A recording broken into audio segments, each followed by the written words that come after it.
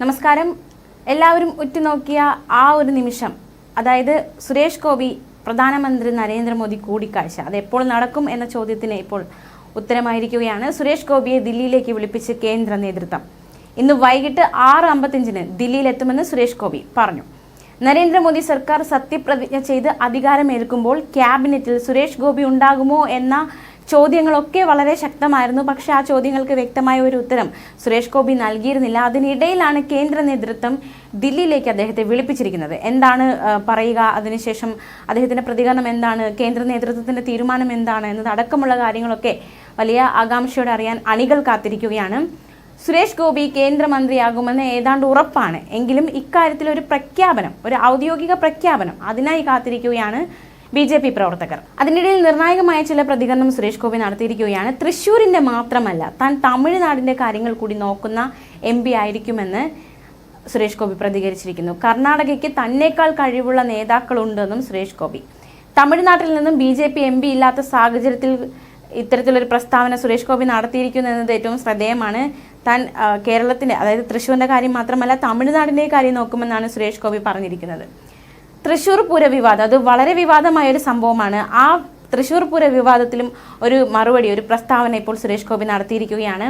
തൃശ്ശൂർ പൂര വിവാദത്തിൽ അദ്ദേഹം പ്രതികരിച്ചത് ഇപ്രകാരമാണ്: തൃശ്ശൂർ പൂര വിവാദത്തിൽ കമ്മീഷണറെയും കളക്ടറെയും മാറ്റരുതെന്നും അവരെ കൊണ്ട് തന്നെ മുമ്പുണ്ടായ പ്രശ്നങ്ങൾ പരിഹരിക്കുമെന്നും സുരേഷ് ഗോപി പറഞ്ഞു. കൊച്ചി മെട്രോ തൃശ്ശൂരിലേക്ക് നീട്ടാൻ വേണ്ടിയുള്ള ശ്രമം തുടരുമെന്നും സുരേഷ് ഗോപി പ്രതികരിച്ചിരിക്കുകയാണ്.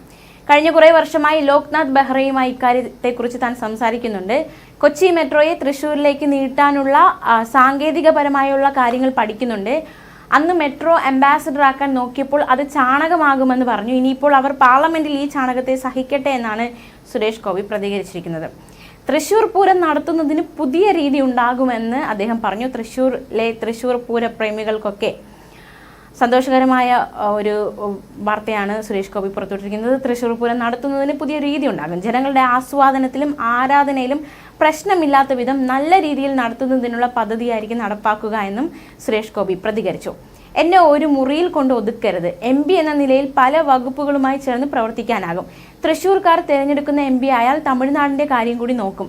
10 വകുപ്പുകളെങ്കിലും നിയന്ത്രിക്കുന്ന സഹമന്ത്രിമാരുള്ള ഒരു ടീമിനെയാണ് ആഗ്രഹിക്കുന്നതെന്നും സുരേഷ് ഗോപി പറഞ്ഞു. കേരളത്തിൽ ആദ്യമായി ലോക്സഭയിലേക്ക് അക്കൗണ്ട് തുറന്ന സുരേഷ് ഗോപിക്ക് കഴിഞ്ഞ ദിവസം തൃശ്ശൂരിൽ അണികളുടെ ആവേശോജ്വല സ്വീകരണം നൽകിയിരുന്നു. സുരേഷ് ഗോപിയുടെ നേതൃത്വത്തിൽ നഗരത്തിൽ റോഡ് ഷോ നടന്നു. തിരുവനന്തപുരത്ത് നിന്ന് നെടുമ്പാശ്ശേരി വിമാനത്താവളത്തിലെത്തിയ സുരേഷ് ഗോപിയെ സ്വീകരിക്കാൻ ഒട്ടേറെ പ്രവർത്തകരും സിനിമാ താരങ്ങളും എത്തിയിരുന്നു. നെടുമ്പാശ്ശേരിയിൽ നിന്ന് കാർ മാർഗമായിരുന്നു സുരേഷ് ഗോപി തൃശ്ശൂരിലെത്തിയത്. തൃശ്ശൂരിലെത്തിയ സുരേഷ് ഗോപിയെ കാണാൻ 100 കണക്കിന് പ്രവർത്തകർ വിവിധ പ്രദേശങ്ങളിൽ നിന്നും എത്തിയിരുന്നു. സ്വാഗതം, സുസ്വാഗതം, സുരേഷ് ഗോപിക്ക് സ്വാഗതം തുടങ്ങിയ മുദ്രാവാക്യങ്ങൾ ഉയർന്നു. കളക്ടറേറ്റിലെത്തി വിജയപത്രിക കൈപ്പറ്റിയ ശേഷമാണ് സുരേഷ് ഗോപി റോഡ് ഷോയ്ക്ക് തുടക്കമിട്ടത്. MT രമേശ് അടക്കമുള്ള മുതിർന്ന BJP നേതാക്കൾ ഒപ്പമുണ്ടായിരുന്നു.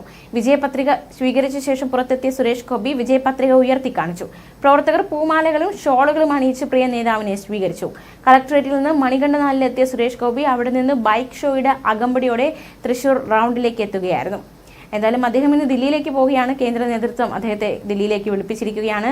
കേരളത്തിൽ BJP അക്കൗണ്ട് തുറന്നിരിക്കുന്നത് സുരേഷ് ഗോപിയിലൂടെയാണ്. അതുകൊണ്ട് തന്നെ കേന്ദ്രത്തിന്റെ തീരുമാനം എന്തായിരിക്കും, സുരേഷ് ഗോപിയുടെ ഒരു സ്ഥാനം, അതിനെക്കുറിച്ച് അത് വളരെ സസ്പെൻസ് തന്നെയാണ്. ഇന്ന് തന്നെ അതിനെക്കുറിച്ചുള്ള കൂടുതൽ വിവരങ്ങൾ അറിയാനാകുമെന്ന പ്രതീക്ഷയിലാണ് BJP അണികൾ. ന്യൂസ് ഡെസ്ക് മലയാളി വാർത്ത.